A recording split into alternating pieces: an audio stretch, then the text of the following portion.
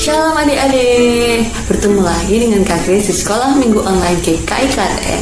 Puji Tuhan, hari ini kita diberi kesempatan untuk bersama-sama berjumpa walau hanya secara online saja.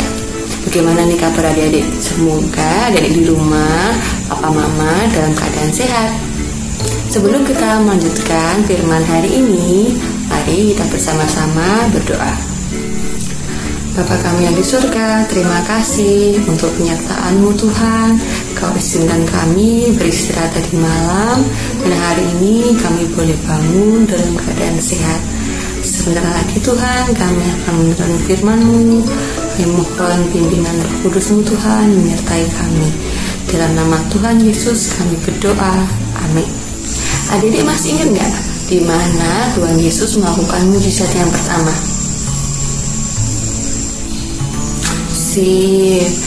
Tuhan Yesus melakukan mujizat yang pertama di Kana. Dan kali ini cerita yang akan Kak Grace bawakan sama-sama bertempat di kota Kana. Kira-kira apa ya cerita hari ini? Mari bersama-sama kita saksikan video perikop berikut ini yang terambil dari Yohanes 4 ayat 46 sampai 54. Maka Yesus kembali lagi ke Kana di Galilea, di mana ia membuat air menjadi anggur. Dan di Kapernaum ada seorang pegawai istana, anaknya sedang sakit. Ketika ia mendengar bahwa Yesus telah datang dari Yudea ke Galilea, pergilah ia kepadanya lalu meminta supaya ia datang dan menyembuhkan anaknya, sebab anaknya itu hampir mati. Maka kata Yesus kepadanya, jika kamu tidak melihat tanda dan mujizat, kamu tidak percaya. Pegawai istana itu berkata kepadanya, Tuhan, datanglah sebelum anakku mati. Kata Yesus kepadanya, pergilah, anakmu hidup. Orang itu percaya akan perkataan yang dikatakan Yesus kepadanya. Ia lalu pergi. Ketika ia masih di tengah jalan, hamba-hambanya telah datang kepadanya dengan kabar bahwa anaknya hidup. Ia bertanya kepada mereka, pukul berapa anak itu mulai sembuh? Jawab mereka, kemarin siang, pukul 1 demamnya hilang. Maka teringatlah ayah itu bahwa pada saat itulah Yesus berkata kepadanya, anakmu hidup. Lalu ia pun percaya, ia dan seluruh keluarganya. Dan itulah tanda kedua yang dibuat Yesus ketika ia pulang dari Yudea ke Galilea. Dari perikop tadi diceritakan bahwa saat Tuhan Yesus berada di Kana, ada seorang pegawai istana yang berasal dari Kapernaum datang menghampiri Yesus. Pegawai istana ini meminta tolong agar Yesus dapat menyembuhkan anaknya yang sedang sakit. Namun saat itu Yesus tidak langsung mengiyakan untuk ikut bersama pegawai istana datang ke rumahnya. Yesus berkata kepada pegawai istana itu, jika kamu tidak melihat tanda dan mujizat, kamu tidak percaya. Dari perkataan ini bukan berarti Tuhan Yesus tidak mau menolong pegawai istana ini yang anaknya sedang sakit. Tapi seringkali kita sebagai manusia selalu mengharapkan mujizat di dalam hidup kita. Padahal seharusnya kita sebagai anak-anaknya tidak perlu meragukan cara Tuhan dalam menolong kita.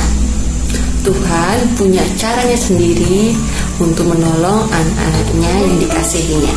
Kemudian pegawai istana kembali memohon kepada Tuhan Yesus, Tuhan datanglah sebelum anakku mati. Lalu Tuhan Yesus berkata kepada pegawai istana tersebut, kata Yesus, pergilah, anakmu hidup. Pegawai istana yang mendengar perkataan Yesus ini, ia percaya.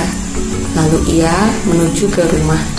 Di tengah perjalanan, seorang hambanya datang dan memberi kabar bahwa anak dari pegawai istana ini sudah sembuh dari demamnya.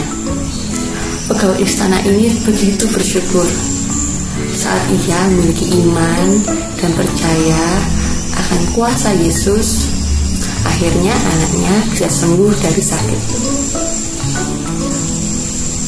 Begitu halnya yang diinginkan Yesus dalam hidup kita. Tuhan tidak menjanjikan selalu ada mujizat di dalam hidup kita, tapi Tuhan meminta kita untuk tetap percaya akan kuasa Tuhan di dalam hidup kita. Jika suatu hari adik-adik sedang sakit, Tuhan menolong adik-adik dengan banyak cara, melalui dokter, melalui obat-obat yang diminum, melalui orang tua yang merawat. Tugas adik-adik adalah percaya bahwa Tuhan akan memberi kesembuhan.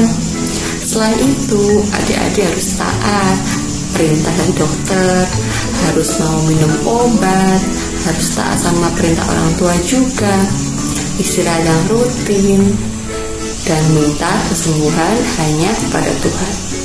Demikian cerita Kak Grace hari ini. Semoga firman hari ini bisa jadi berkat buat adik-adik semua ya. Sebelum kita mengakhiri firman hari ini, mari kita berdoa. Terima kasih Tuhan buat cerita yang Kau berikan hari ini. Kami mau belajar Tuhan untuk tidak meragukan kuasa-Mu dalam hidup kami. Kami percaya bahwa cara Tuhan untuk menolong kami adalah yang terbaik. Terima kasih Yesus. Di dalam nama Tuhan Yesus kami telah berdoa. Amin. Sampai jumpa minggu depan. Tuhan Yesus memberkati.